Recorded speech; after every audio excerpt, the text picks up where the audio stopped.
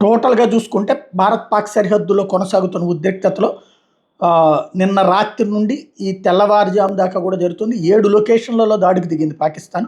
పూంచ్ సెక్టార్‌లో భారీగా దాడులు జరుపుతోంది. తంగదార్, పంచ్ గ్రామాల్లో డ్రోన్ల దాడి జరిగింది. అదే సందర్భంలో జమ్మూ, సాంబా సెక్టార్, పఠాన్‌కోట్‌లో డ్రోన్లతో పాటుగా కాల్పులు జరుపుతోంది. సరిహద్దు పట్టణాల్లో మిస్సైల్స్ మోహరించింది. యురి, కుప్వారా, పూంచ్, నౌగామ్ సెక్టార్‌లో పాక్ కాల్పులు జరుపుతోంది. జైసల్మేర్, యురిలో ఓ పక్కన దీంతో సైరన్లు మోగినాయి. బ్లాక్అవుట్ రాత్రి నడిచింది. పాక్ కాల్పులను వైపున సమర్థంగా భారత భద్రతా దళాలు తిప్పికొడుతున్నాయి. జమ్మూ కాశ్మీర్, పంజాబ్, రాజస్థాన్, గుజరాత్ సరిహద్దుల్లో హై అలర్ట్ ప్రకటించారు.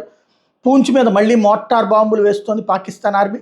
పంజాబ్లోని ఫిరోజ్పూర్లో జనావాసాల ప్రాంతంలో పడినటువంటి డ్రోన్ శకలాలు కనిపించినాయి. అట్లాగే జలంధర్ ప్రాంతంలో పేలుళ్లు వినిపించినాయి. పలువురు పౌరులకు కూడా గాయాలని. స్కూల్స్ మీద కూడా దాడులకు పాల్పడుతోంది పాకిస్తాన్.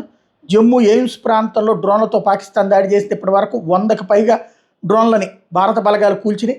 శ్రీనగర్లోని గుల్మార్గ్ ప్రాంతంలో డ్రోన్ల దాడి చేసింది. పాక్ డ్రోన్లను పక్కన తిప్పికొడుతోంది భారత ఆర్మీ. శ్రీనగర్ ఎయిర్పోర్ట్ సమీపంలో 10 డ్రోన్లతో పాకిస్తాన్ దాడి చేసింది. పాక్ డ్రోన్లను పేల్చేసింది భారత సైన్యం.